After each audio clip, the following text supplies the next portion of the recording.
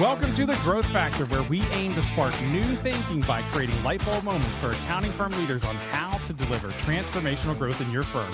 I'm Chris Smith, Chief Growth Officer at QuickFee, and today I have Danielle Berg joining us. Danielle, how are you doing today? I'm fantastic, Chris. Thank you so much for having me.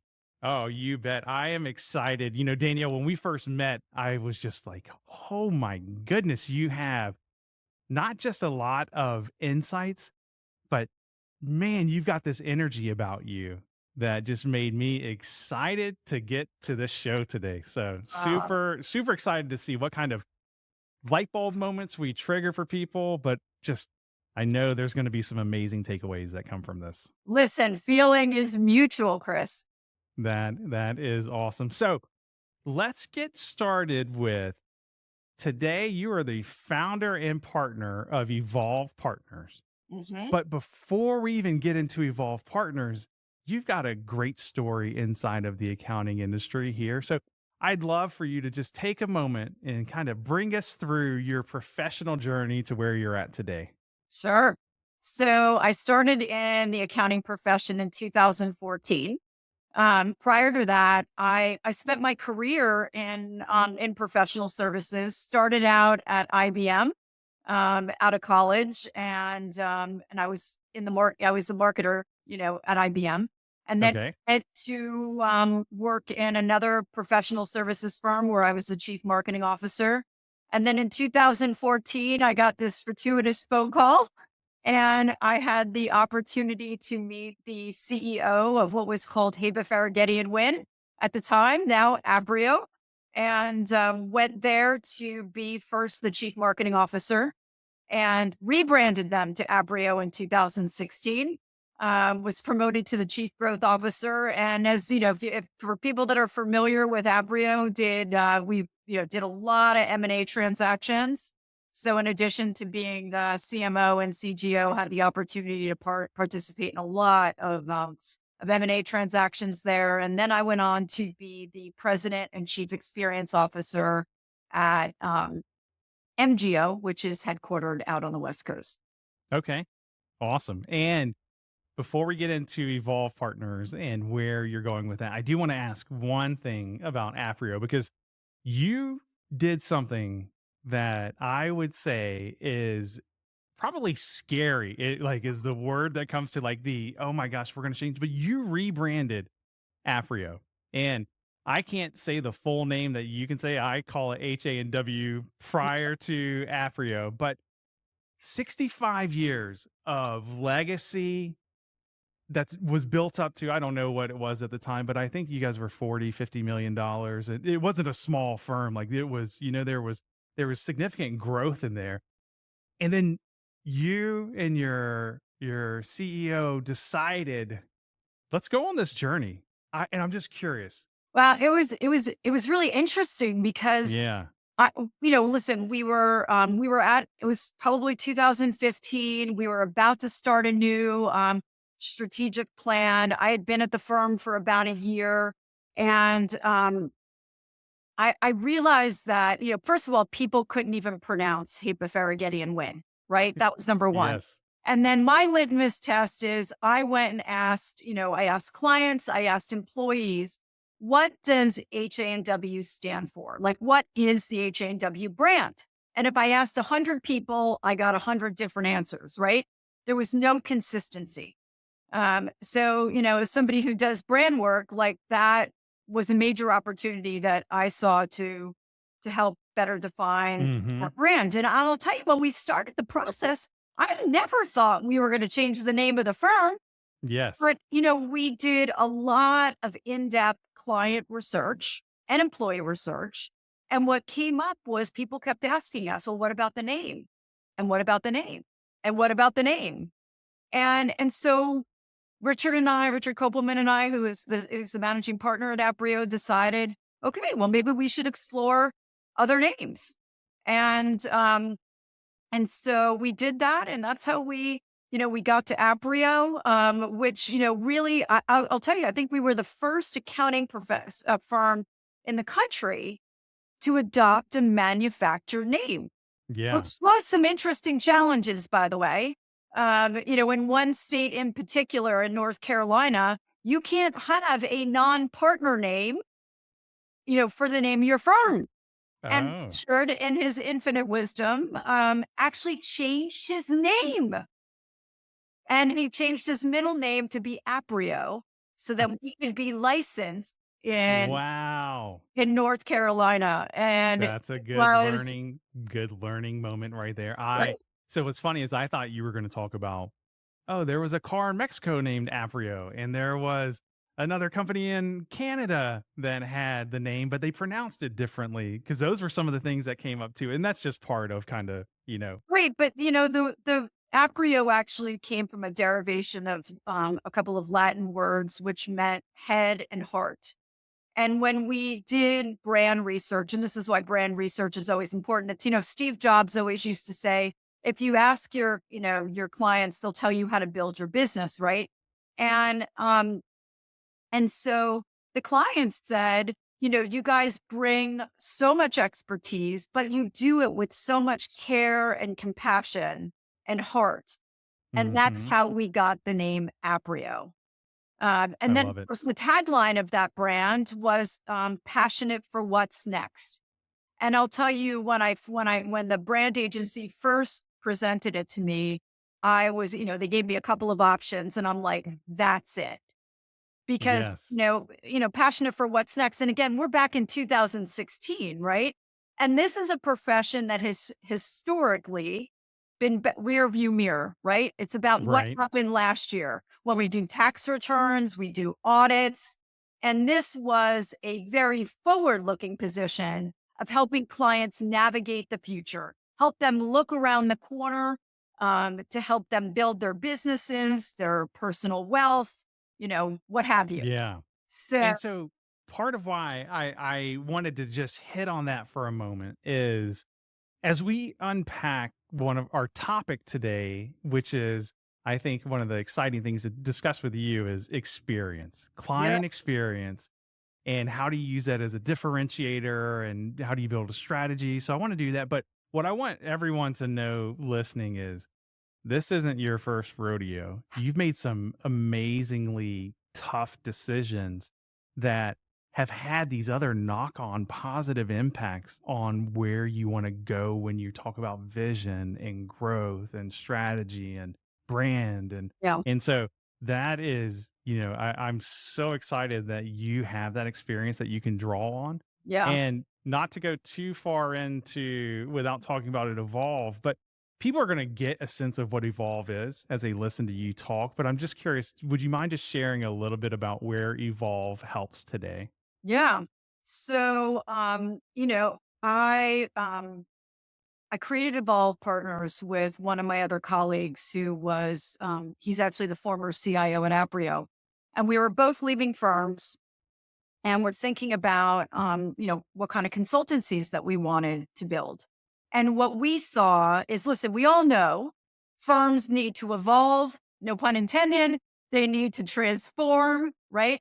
And we saw transformation happening in silos. So we're transforming technology, we're transforming data strategies, we're transforming business models, we're transforming client experience. And we said to ourselves, there needs to be a better way, because all of the things that I just mentioned have to be looked at holistically, Hmm. right? To get the best result. So we formed Evolve Partners quite simply to help firms modernize and be future ready, and do it in a comprehensive and holistic fashion, right? Because a technology partner a problem is never just a technology problem. A marketing problem is never just a marketing problem. And our group of, consultants represents every C-suite seat Hmm. in an accounting firm. So when we're working with a client, and say it's like a CRM implementation, as an example, we're able to look at it through multiple lenses. Me as a growth leader, my partner Dan through technology, how we bring data into that discussion. So we're able to look around a problem very holistically. And Yeah. that produces better outcomes for clients. But then also for the client, you don't have to knit together anymore all of these different consulting solutions. We knit it together for them, so it's easier on the on the firm to purchase Yeah. and leverage. Well, I love it. So, all right. So, if you're listening to this, be thinking, here's the lens I want you to be listening through is you're in your firm and you're thinking about we're doing things the way they've always been done. Yeah, We haven't taken a serious step back moment in a while to modernize and evolve our firm to deal with what we know is ahead of us. yep, And there's a couple of key themes that we may hit on across this, but one of the, key things that comes up all the time is we've got people exiting the profession. That could be both from people retiring and then also younger people, deciding to go somewhere else because of compensation and just, the return on value. And when you look at how do you make accounting an attractive place for people to want to come and work, that is a big part of this. And that's evolving your strategy in there. So um, there's that topic we can hit on, but there's also the client experience, which is or- if you're not making a pivotal moment right now, you're setting yourself up to fall behind. So, anyways, those are some of the lenses I want you to be thinking about yeah. right now. And I wanted to say one more thing about that because, Yeah. we really function as a firm's business innovation office. Because Okay. what I see, here's what I see when I go, when I, in working with firms is, firms can develop strategies, right? We sometimes help them develop strategies, but then they often don't have the people inside the firm to go execute on the innovation strategies. And Yes. that's where we really can come in and help drive strategy and the implementation of that strategy. So, Love it. Love it. yeah, All right. So let's so dig in. you ready to jump in with me Yeah. on let's go down into we've set the stage for why people will want to listen to you speak on this. In the first place I'm going to go back into using the lens of experience is from a client experience perspective. Mhm. If you could challenge any firm leadership today to evaluate how good their client experience is and why it's important, how would you help them understand the magnitude of why they should be thinking about client experience? Whew, there's a lot in there, Chris. There's a lot in there. So, okay, maybe we start here. So when I came to the we came into the profession in 2014, right? Mhm. How did we differentiate ourselves? Firms differentiated themselves by the services they provided, maybe the expertise they delivered. Back then, even the geographic area they served, right? Yes. Yep. Maybe culture, right? And today, that goalpost has totally moved. And by the way, I would tell you 95% of the profession still differentiates itself that way. Mhm. So all those things now are table stakes. They are the minimum expectations that clients have. And the reason I say the goalpost has moved is because we now live in an experience economy, right? Think about our lives. We order something on Amazon, 8 o'clock in the morning. It comes to our house by 2. We're dealing with, you might own, an Apple device, right? What is Apple characterized by? Ease and, intuitive and easy Yeah. interactions, right? I was talking about Amazon a minute ago. That's all about convenience. So we are living in an experience economy. And, the experiences that we enjoy and we expect in our personal lives, they don't change. They don't change when we go to do business, Mhm. right? And they don't change when we interact with our accounting firm, right? So we have to provide a good experience now, right? And then I would say, secondarily, we've got a major generational shift that's taking place, right? We've got, everybody thinks of millennials still as young, but millennials are now in their mid 40s and Mhm. different generations, Z coming behind them. And these people are digital natives, right? Mhm. And they expect easy and intuitive interactions, right? And they expect them to be delivered digitally, right? So those are like two major inflection points that are happening right now. Uh, Yeah.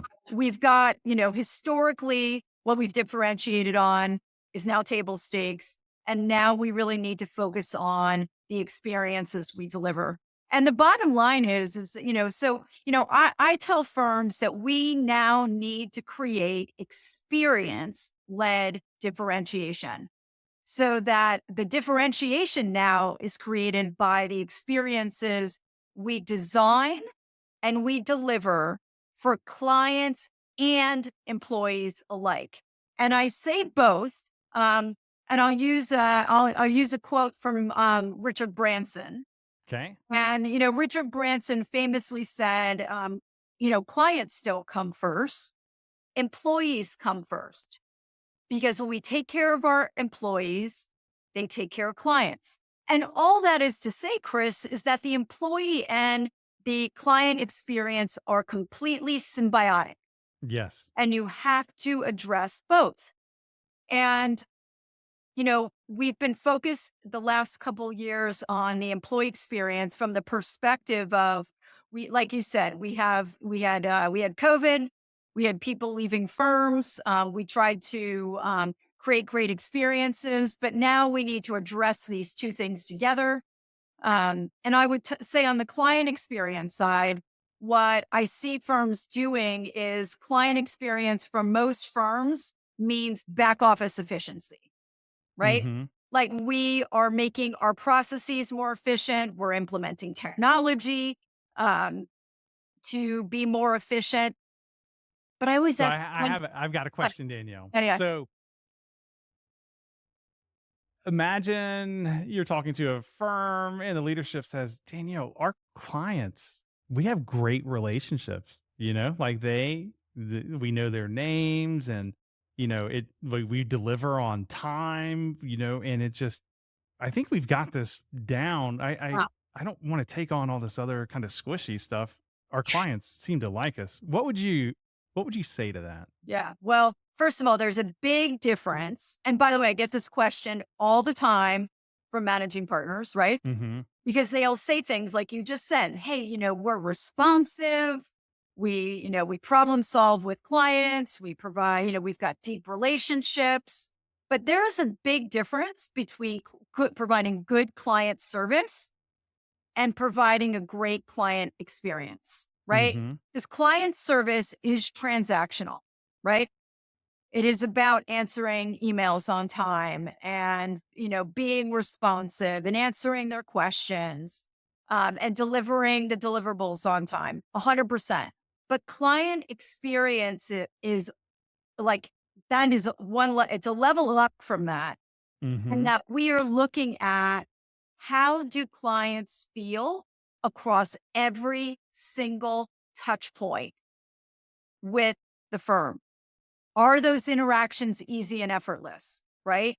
Do they delight the client across all touch points? And when I say that, because sometimes, I like to break that down, right? Yeah, yeah. When I talk about that. So we think about the client journey, right? Mhm. So we attract clients, we sell to them, we onboard them, we service them, and then we've got to retain and grow, right? Are we providing a consistent experience across that entire client journey that reflects our brand, our values? And that's usually not the case. Like Yeah. listen, I am in a lot of firms doing client experience work. I actually want to go back to Aprio for a minute if we could. Okay. Let's 'Cause go. I want to give an example. So, like I said, that brand was brand promise was about head and heart, delivering the care with great technical expertise. And then the tagline of that brand was passionate for what's next. So again, being forward looking. So Mhm. I like to say that brands make promises, operations keep them, right? I like that. And Richard Kopelman, got this incredibly well. Like that was a brand promise. Now, how do we operationalize that brand promise across the entire client journey? So clients feel that. They feel that every interaction with the brand is delivering that care and technical expertise, but then we're helping them look forward. And that gets down to things like culture, Mhm. use of technology, um, how we're training our people, right? Right? You can't be passionate about what's next if your people aren't delivering that forward thinking Yeah. advice, right? This gets down into the operations of the organization. And I think a lot of firms think that, sometimes that, people tell me, oh, the brand is kind of the fluffy thing, right? Mhm. It is not fluffy at all because I always tell leaders, the brand is the foundation of the house, right? And your brand needs to make a differentiated promise to the market that today needs to communicate what experience you're delivering to them. And then you actually have to live it. Yes. And so when I'm in clients now, we are actually getting into the nitty gritty of one is the brand promise articulated correctly, meaning, are we communicating what the experience is that we want to deliver? And then Mhm. really mapping out and looking at and reimagining how that experience gets delivered across the entire client journey, right? And Yes. there are some really forward thinking firms there right now that understand this and are going after it. And those are the firms that, because when you become experience led and you're actually able to deliver on it, you increase preference, you increase loyalty, and you increase margin, right? So people are going to choose you more often. They're going to stay with you and they're going to pay a little bit more to do Yeah. business with, right? And I mean, the data is there. I mean, Forbes just did a study um, about 6 months ago about the benefits of being an experience led brand, and and so just to give you a couple of data points, Yeah. experience led brands outperform the competition by 8%. 84% of firms that improve their experience um, increase revenue, right? At the end of the day, it's about making more money. And that's what experience driven firms can do.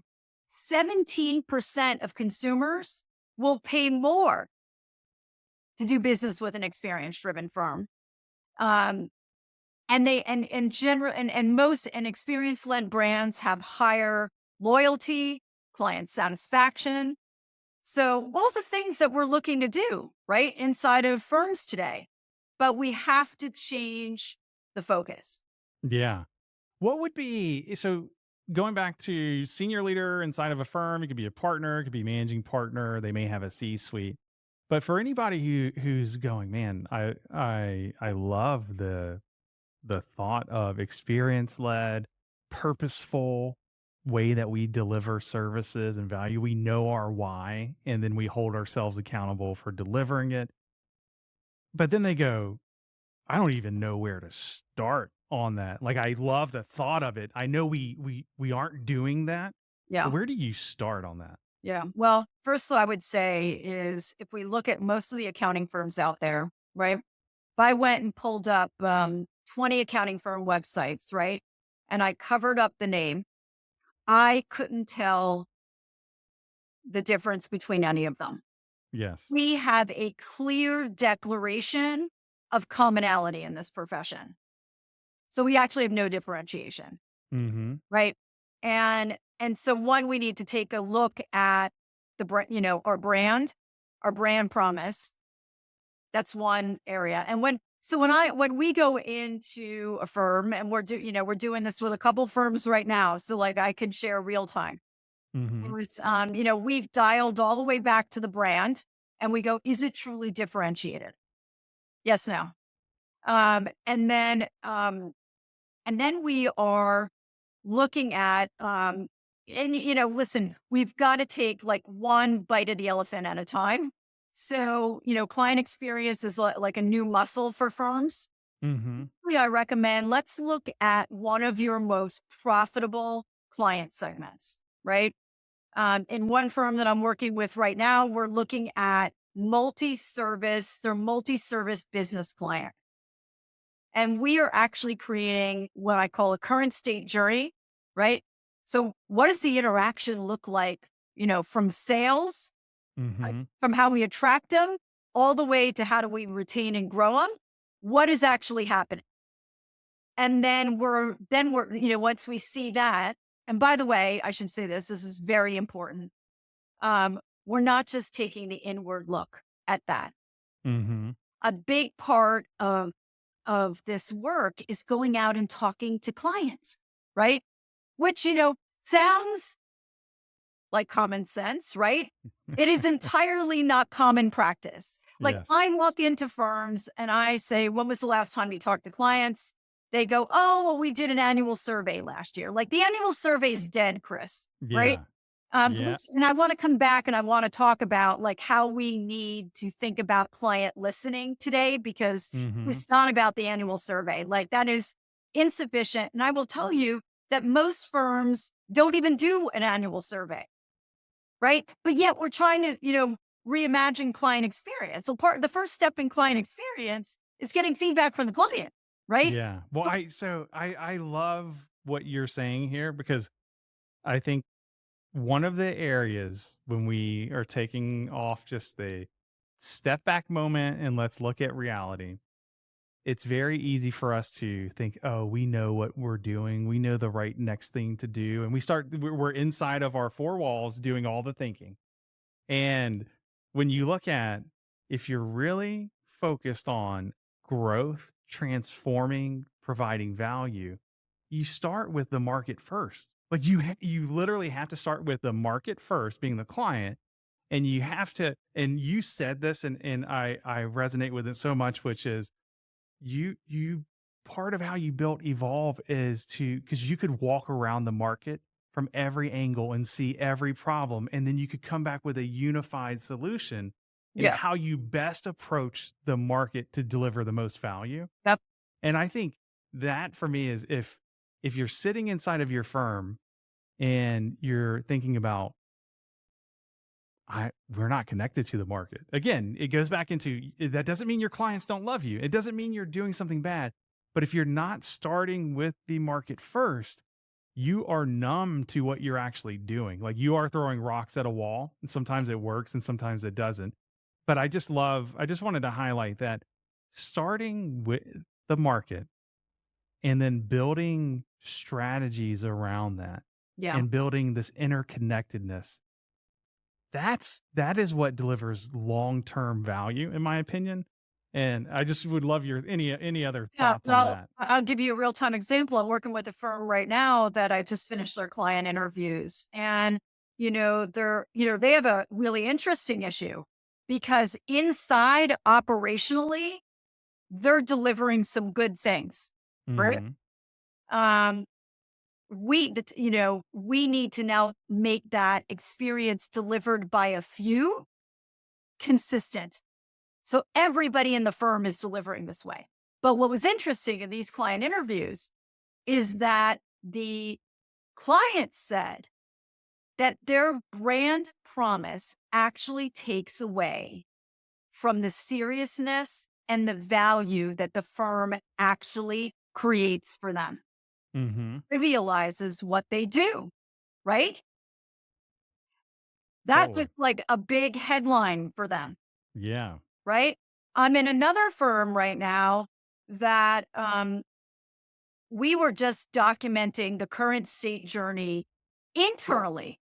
Okay. And as we were doing that, like the light bulbs were going on between their different departments, going, oh my gosh, we are not delivering consistently because they had never mapped it out. Yeah. And now they see like they were sitting literally we're on a Zoom call mapping this out. And they're going, wow, you guys deliver differently than we deliver. We're creating a different client experience than you're delivering. Now, this is a firm that thought they were doing a great job. But when we got Yes. into the details of it, they actually started to see that their tax department delivered differently than their audit department done. And then when you have multi-service clients, Chris, the clients go, it feels like we're dealing with two different firms, Yeah. right? Yes. They're asking me for the same documents twice. They're not on the same page communication wise when we're having meetings because they've never talked to each other, tax and audit, Mhm. right? Even down to there's all these disparate technologies that the audit department uses different technologies than the tax department does, and so do you see how this whole thing actually becomes quite siloed? And Yes. this is common. This is very common inside of firms today. And so Yeah, and you throw in mergers and acquisitions, and it just brings a whole nother level of a just hundred, a the 100%. experience needing to be Right. reimagined and And I redesigned. would say that if you're a firm that's looking to do it, right, you need to get this work done first so that Yeah. you have a consistent experience that you are integrating these firms into. Right? Because to your point, I mean, listen, I've done a lot of M&A, been involved in a lot of M&A transactions. Um, if you don't have this thought out, documented, Mhm. signed, right? You are just creating even more chaos because you've got their systems, their way, and then you're trying to integrate them into something that's not, consistent and common. So, Yeah.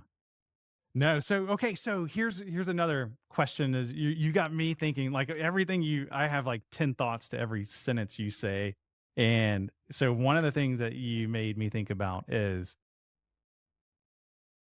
accounting firms, lucky ones have somebody who is a visionary. mhm, Not every accounting firm has a visionary.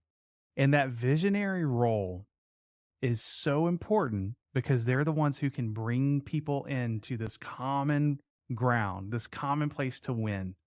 And they can get the right energy and they know how to get the right resources. And even though they don't know how to get to the outcome, they know where they want to go and they're confident to get started. yeah. Now, this might be a softball for you, but I think it's so true is part of the value of Evolve is understanding that not every firm has the visionary role Mhm. already built in. But I think one of the cool things that you do is you can help play the aggregator of all the great things to bring back into being that chief innovation officer role. Yeah. And just would love to hear your thoughts on that topic. Yeah, well, listen, I have spent my entire career in this profession Yeah. transforming organizations, right? And innovating. And what I enjoy the most is helping firms find the white space Mhm. they can compete. And so and I think, the value that we bring to firms because we're chief growth officers and chief strategy officers and chief technology officers and data officers and risk officers, is that we can help create that vision, Mhm. right? And then help them execute it. And I will say that, for all the smaller firms out there, I think the smaller firms really have a competitive advantage because they can pivot faster Yes. than the larger firms. And a lot of the firms that I'm working with now are sub, $70 million, right? The smaller firms know that if they want to remain independent, right? They have to change. They need to evolve. They need to transform. And I'm really bullish. I love working with these firms because they can pivot fast. Yes. Yes. And I think that's the cool thing for the smaller firms right now. They really can pivot fast. That is such a good point. And technology makes it easier to be what, we talk about out punching or punching above your own weight, Yeah. making yourself this bigger version of what you think you really are. And technology allows the small players to do that very well. Yeah. I want to say something about technology though. Because listen, the last 2 years, everybody's like, oh, technology, technology. We have to, and yeah, we need to modernize our technology backbones, no doubt. But, but technology needs to sit in the background of the experience, right? Mhm. Like it just needs to work. For the Yes. client, it needs to be easy and effortless, right? And I'll tell you, I do hundreds of accounting firm client interviews a year. And, clients will say that that experience still feels clunky, right? But the technology sits in the background, making everything go. But the technology also has to empower our people, right? We want to be able to leverage technology, leverage AI to get rid of the grind work, right? So we could free up our people to be more advisory. Because I'll tell you what the clients say. The clients say that their dealings with their accounting firm today are very transactional, Yeah. right? We're delivering the tax return, we're delivering the audit. It feels like a production factory, right? They see the grind of the employees, right? Um, and what creates the experience, and by the way, this is no massive aha. We've known this for years, but we haven't delivered on it. What creates the experience are the employees, right? It's the human interaction that creates the experience. The technology is behind them, making sure that they're able to deliver that, right? But where have we taken our foot off the gas? Right? We've taken our foot off the gas and really training our people to be advisory, being proactive.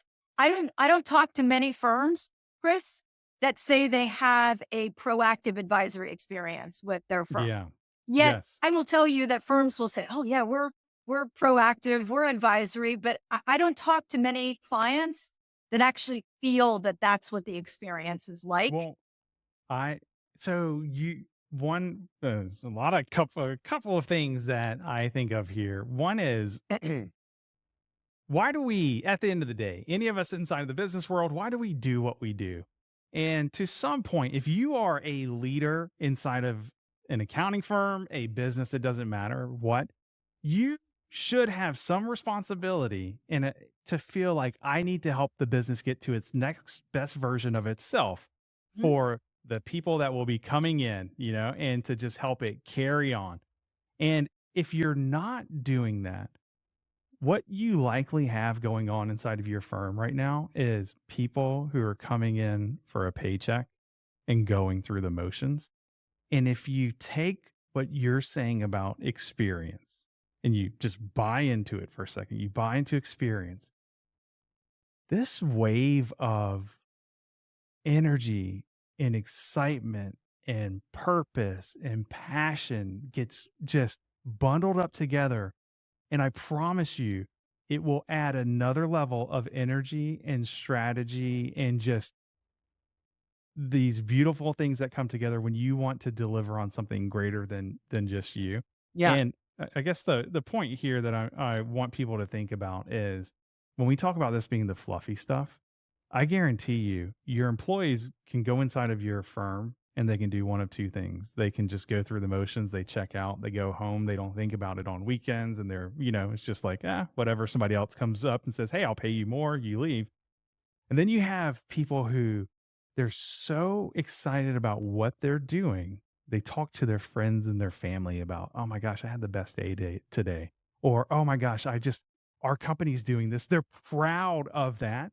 If your if your firm, or not your clients, but if your employees are not proud of what you're doing, I think that is a major signal that says you need to step back and inject some energy and vision into your experience for your clients and your employees and where you want to go. So that was Yeah. a little long-winded, but I just feel so passionate about that. Yeah. And So what I would say is one is let's go back to this idea that most firms are transactional. When you're transactional and you're not creating a positive emotional connection with your client, you are going to be a commodity player and you are always going to compete on fees. yes. That's the reason why you're going to do this, right? Now for the employees, I interview a lot of employees as part of my work too, right? And our employees want, listen, they don't want, they're doing the grind work, but they're looking for ways that they can create more meaning and impact, right?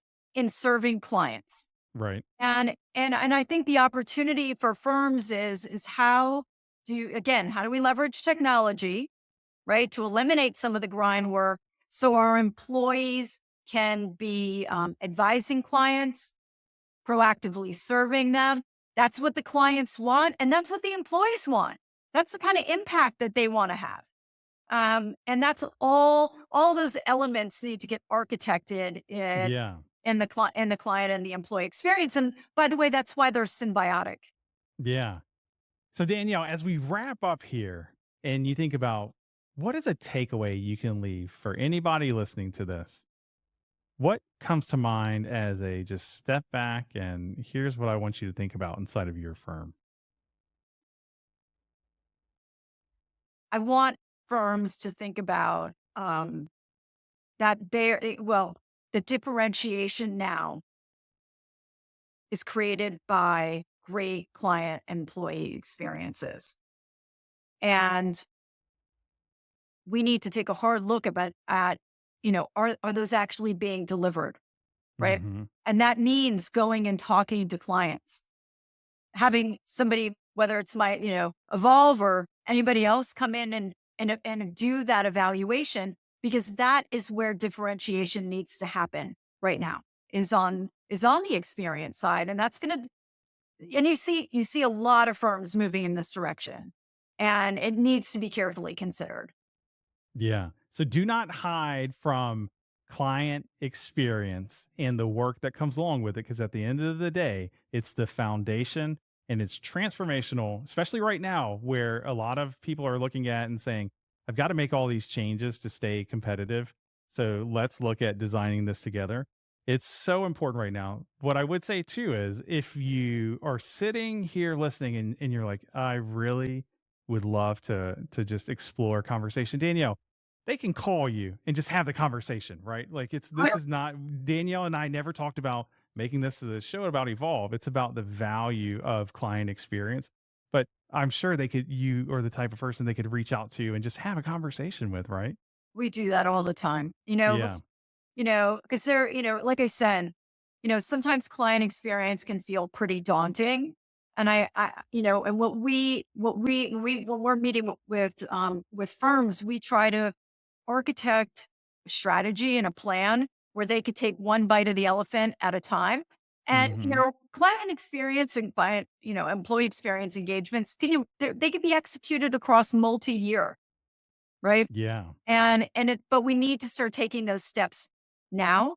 And so, yeah, that is exactly what we do with clients every single day. That is awesome.